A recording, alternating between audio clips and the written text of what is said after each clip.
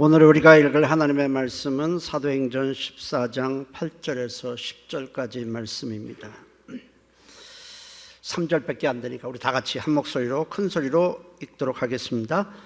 루스드라에 발을 쓰지 못하는 한 사람이 앉아 있는데 나면서 걷지 못하게 되어 걸어본 적이 없는 자라. 바울이 말하는 것을 듣거늘 바울이 주목하여 구원받을 만한 믿음이 그에게 있는 것을 보고 큰 소리로 이르되 네 발로 바로 일어서라 하니 그 사람이 일어나 걷는지라. 아멘. 기도합니다. 이렇게 축복된 자리로 인도해 주셔서 고맙습니다.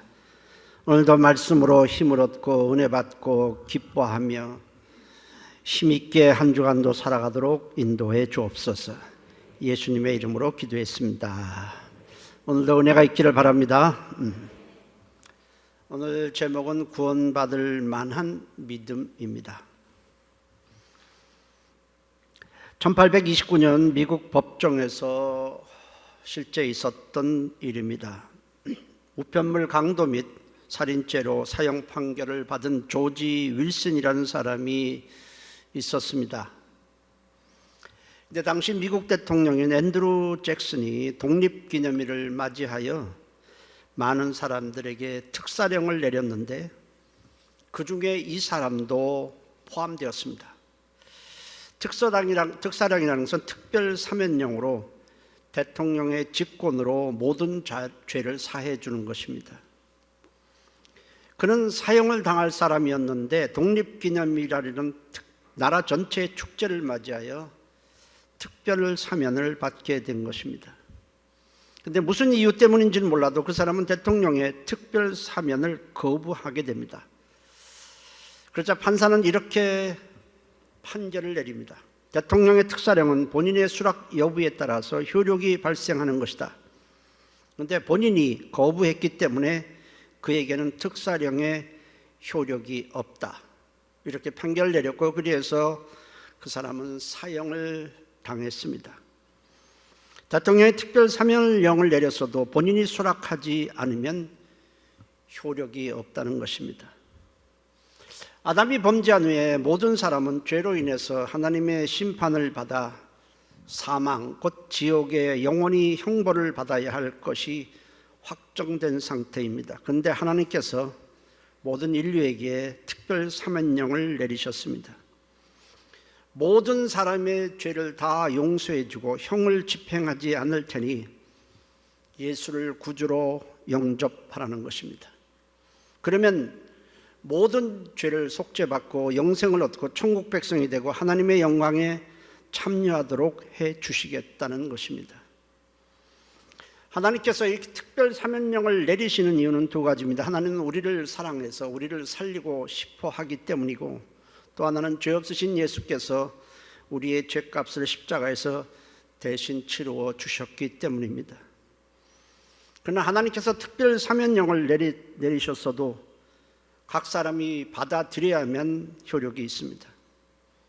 죄 때문에 형벌을 받는 것이 당연하지만 우리가 예수를 믿기만 하면 모든 죄를 탕감해 주시겠다는 하나님의 사면령을 받아들이면 심판을 받지 않고 천국에서 영생하게 되지만은 그것을 거부한다면 죄값을 받아야만 하는 것입니다. 요한복음 3장 18절에 그를 믿는 자는 심판을 받지 아니하는 것이요 믿지 아니하는 자는 하나님의 독생자의 이름을 믿지 아니함으로 벌써 심판을 받은 것이라 했습니다. 그리스도께서 십자가에서 우리 죄를 대신 치러 주셨으니 믿기만 하라는 하나님의 사면령을 받아들이지 않으면 죄사함도 없고 구원도 없고 멸망하게 되는 것입니다. 믿음이라는 것은 다른 한편으로 보면 하나님의 특별 사면령을 받아들이는 것이고, 믿지 않는 것은 하나님의 사면령을 거부하는 것입니다. 본문에는 한 안진뱅이가 나옵니다. 그는 나면서부터 지금까지 한 번도 걸어본 적이 없었습니다. 오늘 본문에 루스드라에 발을 쓰지 못하는 한 사람이 앉아 있는데 나면서 걷지 못하게 되어 걸어본 적이 없는 자라고 했습니다. 선천적으로 걸을 수 없는 장애를 가지고 태어난 것입니다.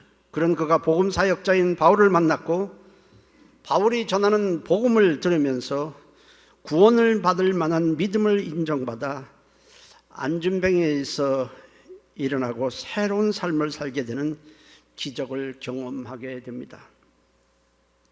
그렇다면 그가 인정받은 구원받을 만한 믿음이라는 것은 어떤 믿음인가 하는 것입니다. 어떤 믿음을 인정받았기에 그가 안진뱅이에서 일어나고 새로운 삶을 살게 되었는가 하는 것입니다. 성경에서 가장 중요하게 다루고 있는 것은 믿음입니다. 왜냐하면 믿음으로만 우리가 죄사함 받을 수 있고, 믿음으로만 우리가 의롭게 될 수 있고, 믿음으로만 구원을 받고, 믿음으로만 천국 백성이 되고, 믿음으로만 우리가 하나님의 능력을 경험할 수 있고, 믿음으로만 우리 인생을 승리할 수 있기 때문인 것입니다.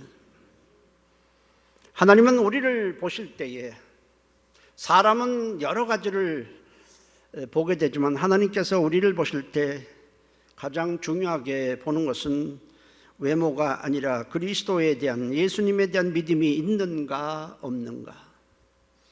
믿음이 있다면 믿음이 큰가 적은가, 그리고 그 믿음이 신실한 믿음인가 아니면 외식하는 믿음인가, 그리고 믿음을 귀하게 여기고 있는가 대수롭지 않게 여기고 있는가. 믿음을 주었을 때 그 믿음을 우리의 삶 속에서 적용하고 사용하고 있는가 아니면 사용하지 않고 있는가를 하나님은 보시는 것입니다. 믿음이 없이는 하나님을 기쁘시게 하지 못한다고 그랬습니다. 믿음이 없이는 하나님을 기쁘시게 할 수도 없고 하나님의 도우심을 받을 수도 없습니다. 주님께서 도와주실 때 자주 하시는 말씀이 있습니다. 내 믿음이 너를 구원하였느니라. 네 믿음대로 될지니라. 내 믿음이 크도다. 이런 말씀을 하시면서 도와주시는 것을 우리는 성경에서 많이 보게 됩니다. 우리도 주님으로부터 네 믿음이 크도다, 네가 믿음이 있으니 네 믿음대로 될지어다, 이런 인정을 받았으면 좋겠습니다. 중요한 것은 이 안진뱅이가 복음이 선포되는 자리에 있었다는 것입니다. 사도 바울은 바나바와 마가복음을 쓴 마가 요한과 함께 안디옥 교회에서 파송을 받아 제1차 선교 여행을 떠나게 됩니다. 그렇지만 세 사람이 함께 가다가 마가 요한은 중도에 힘들다며 돌아가 버렸습니다. 이제 바울과 바나바는 여러 곳을 거쳐 이고니아라는 곳에 가서 복음을 전하자 많은 무리가 예수를 영접합니다. 그러자 그곳에 살던 유대인들이 관리들과 합세하여 이 바울과 바나바를 돌로 쳐 죽이려고 하자 루스드라로 피신해서 그곳에서 복음을 증거를 합니다. 복음을 증거하다가 바울이 나면서 걸어본 적이 없는 안진뱅이를 향해서 복음을 전했습니다. 그때 안진뱅이는 바울이 전하는 복음을 듣고 새 인생을 살게 됩니다. 그가 새 인생을 산 것은 말씀을 들었기 때문입니다. 우리가 말씀을 듣지 아니하면 우리는 죄사함 받을 기회가 없습니다. 말씀을 듣지 아니하면 거듭나서 새 사람이 될 기회도 없고, 말씀을 듣지 아니하면 생명을 얻을 수 있는 기회도 없고, 천국에서 영생할 수 있는 기회도 없습니다.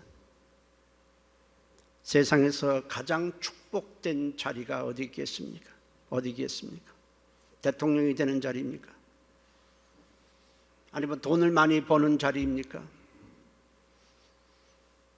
세상에서 가장 축복된 자리는 하나님의 말씀을 듣는 자리입니다. 말씀을 듣는 자리는 하나님을 만나는 자리요, 생명을 얻는 자리요, 하나님의 사랑을 아는 자리요, 하나님의 도우심과 하나님의 능력을 경험하는 자리입니다. 안진뱅이는 말씀을 듣는 자세가 매우 훌륭했습니다. 주목하여 듣고 집중해서 듣고 자기에게 주시는 하나님의 말씀으로 들었습니다. 하나님의 말씀이 없으면 결국 인생은 방황할 수밖에 없고, 말씀이 없으면 결국 우리에게 미래도 없습니다. 그리고 버림받을 수밖에 없는 죄인일 뿐입니다. 그렇게 생각하는 사람은 말씀에 대한 간절함과 사모함이 있을 수밖에 없습니다. 안진뱅이가 말씀을 듣는 자세를 보면서 바울은 그에게서 충분히 구원받을 만한 믿음이 있다는 것을 발견하게 됩니다. 바울이 그렇게 보았다는 것은 이는 바울 개인만 그렇게 보았다는 뜻이 아닙니다. 성경에 기록한 것은 성령님도 그렇게 보셨다는 뜻입니다. 하나님께서 우리의 믿음을 인정하시면 모든 것은 해결이 됩니다.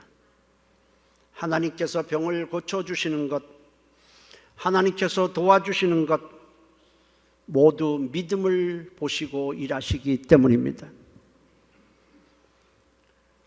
주님께서 내 믿음대로 될지어다, 내 믿음이 너를 구원하느니라 하시면 사실은 모든 것이 해결이 됩니다. 로마서 10장 17절에 믿음은 들음에서 나며 들음은 그리스도의 말씀으로 말미암느니라 했습니다. 같이 한번 읽어볼까요? 시작. 믿음은 들음에서 나며 들음은 그리스도의 말씀으로 말미암았느니라. 그런데 여기서 들음이라는 것에 대해서 좀 생각을 해야 합니다. 믿음은 들음에서 난다고 할 때에 들음이라는 것은 그냥 귀로 듣는다는 뜻이 아니라 그 말씀을 마음에 담기 위해서 듣는 것이고, 그 말씀을 믿기 위해서 듣는 것이고, 말씀대로 살고 싶어서 듣는다는 것을 말합니다. 그런 사람은 당연히 듣는 자세가 다를 수밖에 없습니다. 여러분, 학생들의 공부하는 것도 그렇습니다. 가끔 보면 수능에서 1등 했다는 학생들의 얘기를 들어보면 돈을 굉장히 많이 주고 특별 과외를 받았다는 소리는 없고 학교 수업을 충실하게 들었다라고 말합니다. 공부 못하는 학생은 집중해서 들어야 할 학교에서의 수업 시간에는 건성으로 듣고 다른 시간에 고액 과외만 받으려고 합니다. 우리는 교회에서 참 많은 하나님의 말씀을 듣습니다. 우리가 말씀을 들을 때에 내게 주시는 말씀으로 받고 믿음으로 받는다면 우리 인생은 확실히 달라지게 될 것입니다. 히브리서 4장 2절에 그들과 같이 우리도 복음 전함을 받은 자이나 들은 바 그 말씀이 그들에게 유익하지 못한 것은 듣는 자가 믿음과 결부시키지 아니함이라 했습니다. 어떤 마음 자세로 우리가 하나님의 말씀을 듣느냐가 굉장히 중요합니다. 똑같이 말씀을 듣는데 어떤 사람에게는 그 말씀이 마음에 담겨집니다. 그러나 어떤 사람은 그저 귀가 있으니까 들을 뿐이지 마음에 담겨지지 않습니다. 어떤 사람은 말씀을 듣고 감동이 되는데 어떤 사람은 감동이 없고 늘 듣는 말씀으로 그냥 지나갑니다. 말씀이 마음에 담겨지고 말씀이 성령의 감동이 되면 그것으로 끝나는 것이 아닙니다. 들은 말씀이 그 사람 안에 살아 움직이면서 그 사람에게서 변화가 생기게 되는 것입니다. 히브리서 4장 12절에 하나님의 말씀은 살아있고 활력이 있어 좌우의 날선 어떤 검보다도 예리하여 혼과 영과 및 관절과 골수를 찔러 쪼개기까지 하며 또 마음의 생각과 뜻을 판단하나니 했습니다. 무슨 말입니까? 말씀이 살아 움직이면서 그 말씀이 안에서 그 사람의 마음과 생각을 바꿔놓는다는 얘기입니다. 인생의 방향을 바꿔놓고 삶의 목적을 바꾸어 놓고 삶의 방식을 바꾸고 의지하는 것을 바꾸고 소망하는 것을 바꾸고 가치관을 바꾸고 판단과 결정의 기준을 바꾸어서 새로운 인생을 살게 만들어 주는 것입니다. 내가 결심해서 난 이렇게 살 거야, 이렇게 가치관을 정할 거야, 이렇게 하는 것이 아닙니다. 내가 나를 변화시킬 수 없습니다. 하나님의 말씀을 들으면 천지를 말씀으로 창조하신 그 말씀이 우리 안에 살아 움직여서 우리의 생각과 마음을 바꾸어 놓는 것입니다. 그럴 때 우리는 비로소 새로운 인생을 살게 되고 새로운 가치관을 가지고 새로운 삶을 향해서 나아갈 수 있는 것입니다. 내가 나를 바꾸는 것이 아니라 말씀이 나를 바꾸는 것입니다. 솔로몬이 21세에 선친 다윗의 뒤를 이어 이스라엘의 왕이 되었습니다. 젊은 나이에 왕이 돼서 정사를 보고 수많은 일을 결정해야 하는 것이 큰 짐이 됩니다. 날마다 대신들과 회의를 하고 수많은 문제에 있어서 왕은 결정을 해야 합니다. 그 결정하나에 따라서 어떻게 결정하느냐에 따라서 나라의 방향이 달라지고 나라의 운명이 달라질 수밖에 없습니다. 그런 위치에 앉았으니 얼마나 무거운 짐이 되겠습니까?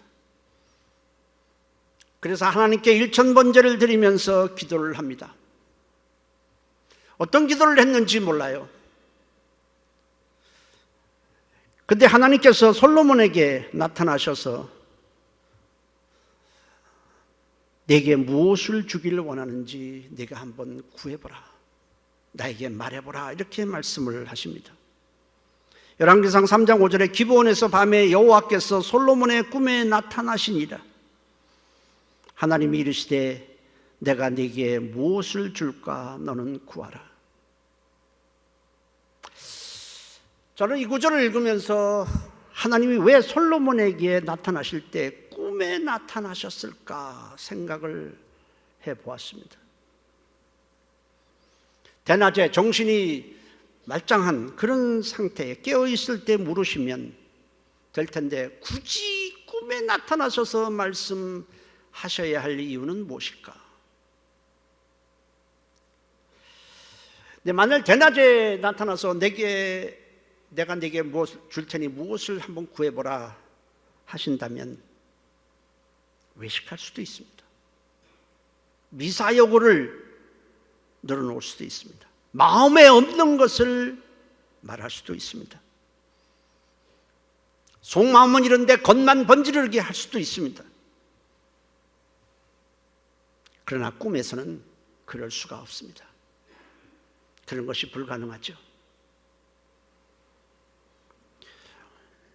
하나님께서 꿈속에 나타난 것은 마음속 깊이 담겨져 있고 중심에 있는 것을 알도록 하기 위해서입니다. 여러분에게 지금 하나님께서 나타나셔서 내가 네게 줄 테니 네가 내게 구하라 하시면 여러분들은 무엇을 구할 것 같습니까? 돈이 없는 사람은 돈을 좀 많이 달라고, 아니면 무슨 질병에 걸려 있으면 이 병에서부터 나를 해방시켜 달라고, 아니면 자녀들 문제, 여러 가지가 있을 겁니다. 직장 문제도 있고 많은 문제들이 우리의 삶에 놓여 있는데 여러분들은 하나님께서 나타나서 내게 구하라, 내가 주겠다 한다면 여러분들은 무엇을 하나님께 아뢰일 것 같습니까? 근데 솔로몬은 이렇게 아뢰입니다. 열왕기상 3장 7절에서 9절에 나의 하나님 여호와여, 주께서 종으로 종의 아버지 다윗을 대신하여 왕이 되게 하셨사오니 종은 작은 아이라 출입할 줄을 알지 못하고 주께서 택하신 백성 가운데 있나이다. 그들은 큰 백성이라 수요가 많아서 셀 수도 없고 기록할 수도 없사오니 누가 주의 이 많은 백성을 재판할 수 있사오리까? 듣는 마음을 종에게 주사 주의 백성을 재판하여 선악을 분별하게 하옵소서 했습니다. 하나님의 말씀을 가득 마음에 담게 해달라는 것입니다. 그 말씀을 마음에 담아서 자기의 경험을 통해서 판단하지 않고, 세상의 기준에서 판단하지 않고, 사스러운 감정에 이끌리지 않고 말씀에 따라서 정사를 돌보고 선악을 분별하고 나라를 다스릴 수 있도록 해달라는 것입니다. 여러분, 사람들이 무엇을 판단하고 결정하고 할 때에 그냥 하는 것이 아닙니다. 다 나름대로 갖고 있는 기준이 있습니다. 내 경험을 가지고 말할 수도 있고, 사람들의 세상에서 배운 지식을 갖고 말할 수도 있고, 욕망에 끌려서 말할 수도 있고, 다 나름대로 기준이 있을 것입니다. 솔로몬은 그 세상의 사람들의 말, 세상 사람들이 추구하는 그런 것 다 빼놓고 오직 말씀에 의해, 오직 말씀에 따라 판단하고 정사를 돌보고 나라를 다스리기를 원했던 것입니다. 그러려면 말씀이 마음에 담겨져야 하는 것입니다. 내가 작정한다고 나 말씀에 따라 할 거야 라고 할 수는 없습니다. 사람은요, 언제나 마음에 있는 것을 말하고 마음에 있는 것을 생각하고 마음에 있는 것을 따라서 행동하고 결정하고 선택하고 살아가게 되어 있습니다. 솔로몬이 원하는 것,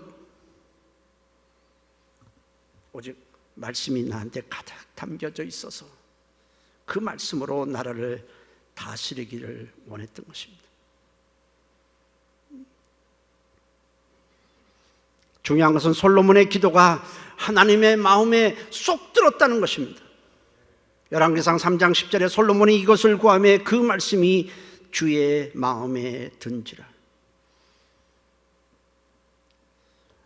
하나님은 솔로몬이 구하는 내용이 너무 기뻐서 전무후무한 지혜를 솔로몬에게 주게 됩니다. 솔로몬도 사실은 여러 가지를 구할 수 있었을 거예요. 제가 왕이 됐는데 주변에는 이스라엘을 쓰러뜨리려고 하는 수많은 적들이 산재해 있습니다. 날마다 이 나라를 호시탐탐 누르고 있으니 그들이 이 나라를 넘보지 않도록 막아주십시오. 내가 나라를 다스리는데 내 말을 잘 듣는 충신이 있게 도와주시고, 나를 거스리는 자를 하나님이 어떻게 손을 좀 봐주십시오. 이 나라 백성들이 전부 경제를 원하니까 GNP를 좀 올려주십시오. 뭐 여러 가지 할 수 있지 않겠습니까? 장수하게 해주십시오. 우리 가정 대대손손 왕의 자리가 유지되도록 해주십시오. 뭐 많은 것을 구할 수 있을 것 같은데 솔로몬은 그게 아니에요. 오직 주의 말씀, 오직 주의 말씀으로 판단하고 결정하고 정사를 돌볼 수 있도록 해달라는 거예요. 얼마나 하나님이 마음에 기쁘시겠습니까? 그래서 전무후무한 지혜를 주십니다.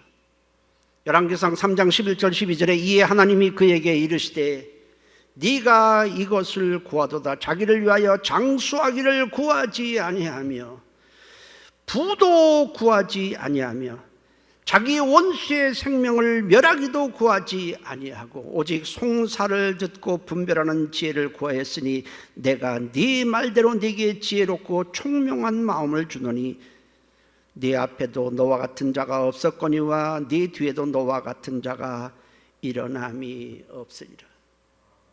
이것은 우리에게 뭘 말합니까? 우리에게 가장 중요한 것은 내 마음과 생각에 하나님의 말씀이 가득 담겨지는 것입니다. 그것이 중요하다는 거예요. 사람은 마음속에 있는 것, 생각 속에 있는 것을 말하고 결정하고 행동할 수밖에 없기 때문입니다. 솔로몬이 받은 지혜는 말씀을 잘 듣는 마음에서 나왔습니다. 최고의 지혜는 세상 지식이 절대로 아닙니다. 하나님의 말씀이 지식의 근본이고 지혜의 근본인 것입니다. 말씀을 들을 때 과거의 얘기로 듣지 마십시오. 아브라함에게 하신 말씀이고 모세에게 하신 말씀이고 베드로에게 하신 말씀이고 바울에게 하신 말씀으로 듣지 말고 지금 나에게 하시는 말씀으로 들어야 합니다. 왜냐하면 성경에 나오는 모든 인물은 실제 인물이기도 하지만 대표성을 반드시 갖고 있기 때문에 그렇습니다. 그러므로 우리는 성경의 인물을 통해서, 바리새인을 통해서, 바울을 통해서, 베드로를 통해서, 가룟 유다를 통해서 나의 상태를 조명해 보아야 하는 것입니다. 지금 말씀을 듣는 이 시간은 나를 위한 시간입니다. 하나님은 지금 나에게 말씀하고 있습니다. 이 시간 예배 드리는 자가 많다고 해서 나는 건성으로 들어서는 안 됩니다. 지금 하나님과 우리는 1대1로 만나는 것입니다. 그러면은 그 사람은 말씀을 듣는 자세가 당연히 달라질 것입니다.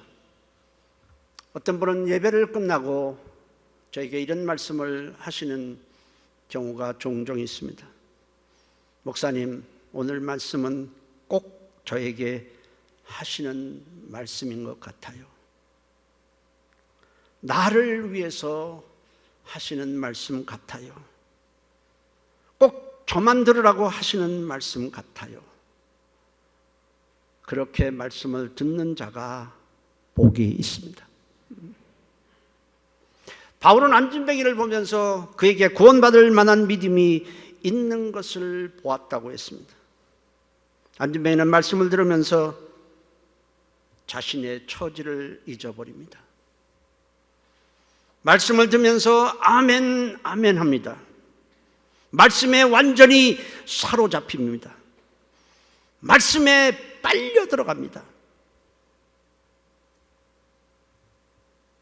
말씀에 완전히 지배를 받고 다스림을 받습니다.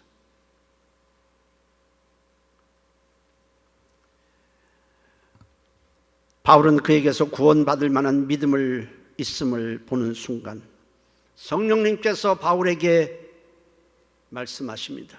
그를 일으켜 세우라. 이에 바울이 지체하지 않고 그에게 다가가서는 큰 소리로 외칩니다. 내 발로 바로 일어서라. 그랬을 때 그는 자신이 안진뱅이라는 사실을 잊고 그 말씀에 이끌립니다. 자신이 날 때부터 한 번도 걸어본 적이 없다는 생각은 하지 않고 말씀에 따라서 나는 움직이겠다는 그런 생각만 했을 뿐인데 기적이 일어났고 일어나 걷게 된 것입니다. 바울이 말할 때 아니 내가 태어나서 걸어본 적이 없는데 어떻게 걸을 수 있습니까? 벌써 이런 생각이 지배했다면 그 사람은 일어나지 못했을 것입니다.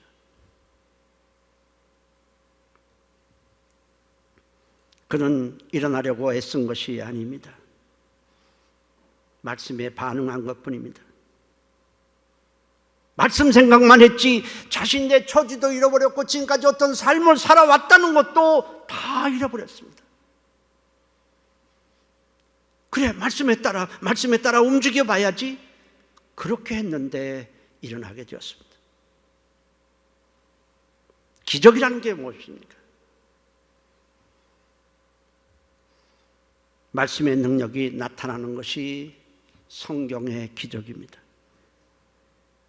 성경에 나타나는 기적은 우리가 보기에는 매우 놀랍고 신기하고 기이한 일인 것이지만은 사실은 말씀에 따라 일어난 지극히 정상적인 사건입니다.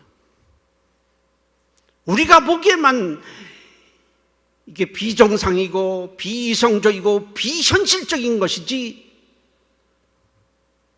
실상 하나님 편에서는 말씀에 따라 일어나는 극히 자연스러운 일입니다. 정상적인 일입니다.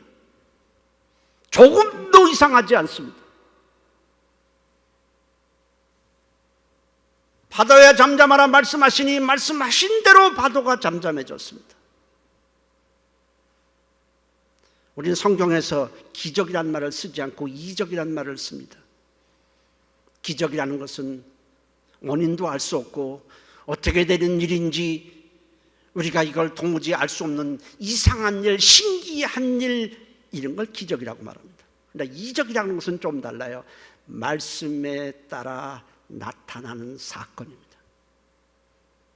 말씀하시니 말씀대로 파도가 잠잠해졌고, 말씀하시니 말씀대로 소경이 눈을 뜨고, 말씀하시니 말씀대로 죽었던 나사로가 살아나고, 말씀하신 대로 주님이 사흘 만에 부활하셨습니다. 정확히 말하면 우리는 기적이 아니라 이적입니다. 성경은 그래서 이적이라고 말하는 겁니다. 말씀에 따라 일어나는 정상적인 사건이라는 것입니다. 어떤 성도에게 주일 낮 예배만 나오지 말고 새벽 예배나 주일 오후 예배나 급여철이나 수 예배가 있으니까 한 번 더 나오시면 어떻겠습니까? 라고 말하니까 그 성도가 이렇게 말해요. 목사님, 전 그렇게 할 수 없어요. 지금 주일 낮 예배 나오는 것이 제 한계입니다. 제가 할 수 있는 최선입니다. 그렇게 말을 해요. 그래서 더 이상 말하지 않았더니 어느 날 그가 저녁 예배에 나옵니다. 그래서 제가 물었어요. 아니, 어떻게 저녁 예배에 나오셨어요? 오늘 낮 예배 안 드리셨어요? 아니면 무슨 일이 있습니까? 그랬더니 또 금요초라도 나와요. 아니, 어떻게 무슨 급한 일이 있어요? 집안에 무슨 우환이 있습니까? 제가 물어봤어요. 그랬더니 아니요, 말씀에 은혜를 받으니까 이렇게 나와 지내요.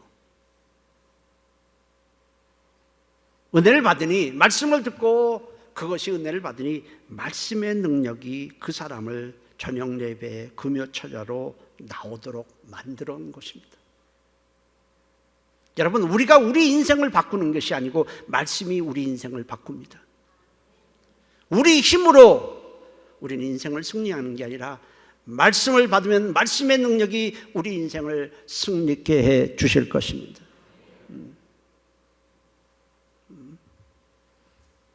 신앙생활은 내 의지나 결심으로 하는 것이 아니라 말씀의 능력을 힘입어 하는 것입니다. 바울은 참 위대한 사도 아닙니까? 어떻게 그 엄청난 일을 많이 했을까요? 한 번도 가보지 않은 곳에 가서 복음을 전하고 옥에 갇히고 또 나오고 교회를 세우고, 어떻게 그런 일을 할 수 있을까? 우리 같으면 이게 상상도 안 되고 납득도 안 되고 도저히 나는 그런 걸 못할 것 같아요. 그 사람은 참 특별한 사람이다. 우리하고는 아주 종류가 틀린 사람이다. 근데 바울은 이렇게 고백을 해요. 고린도전서 15장에 내가 모든 사도보다 더 많이 수고했으나 내가 한 것이 아니오 오직 나와 함께 하신 하나님의 은혜로라.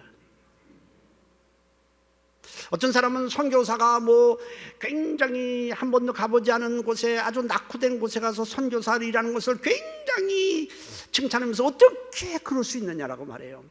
어떻게 그런 곳에 가서 선교사 일을 하느냐고 말해요. 그 사람이 참 위대하게 보입니다. 저는 그렇게 보지 않습니다. 하나님의 말씀이 그를 지배하니까 말씀이 그를 이끄는 것입니다.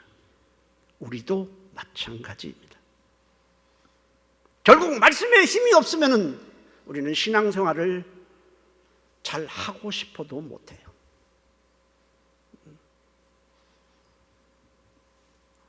안진뱅이는 오랜 세월 얽매여 살았고 자신의 처지에 대해 비관하며 살았지만 바울이 전하는 말씀에 집중했을 때에, 마음을 열고 말씀을 받았을 때에, 그 말씀에 자신을 드렸을 때에 하나님의 은혜가 그에게 부어졌습니다. 평생 걷지 못하며 살 수밖에 없었던 그에게 이적이 일어났고 새로운 삶이 열렸습니다. 우리도 말씀의 은혜를 받아서 죄와 저주와 마귀로부터 벗어나 자유자의 삶을 살고 하나님의 영광을 위해서 살아야 하지 않겠습니까? 제가 여러분들에게 그렇게 살라고 한다고 해서 되는 것 아니에요. 그냥 내가 정말 말씀을 사랑하고 그 말씀에 내 마음이 붙들린다면 그 말씀이 우리를 인도하실 것입니다. 언제까지 세상에 매이고 사람에 매이고 욕망에 매이고 물질에 매여 살겠습니까? 하나님의 은혜는 말씀을 듣는 데서 나옵니다. 인생의 성패는 말씀을 얼마나 잘 마음에 담느냐에 의해서 결정이 됩니다. 우리의 노력과 우리의 의지로 되는 것이 아닙니다. 하나님의 말씀을 사모해서 듣고 내게 주시는 말씀으로 듣고 믿음으로 들어서 그 말씀이 내 안에서 역사함으로 우리 한 번뿐인 인생을 승리하시기를 주의 이름으로 축복합니다. 기도하십니다. 하나님, 내가 고집이 세서가 아닙니다. 내가 시간이 없어서도 아닙니다. 하나님, 내가 이제부터 말씀을 사랑하겠습니다. 말씀을 마음에 담겠습니다. 말씀을 귀하게 여기겠사오니 하나님, 내가 말씀에 이끌린 삶을 살아가게 도와주세요. 우리 다 같이 한 목소리로 동성으로 기도합니다. 살아계신 하나님 고맙습니다. 하나님 아버지, 우리가 언제까지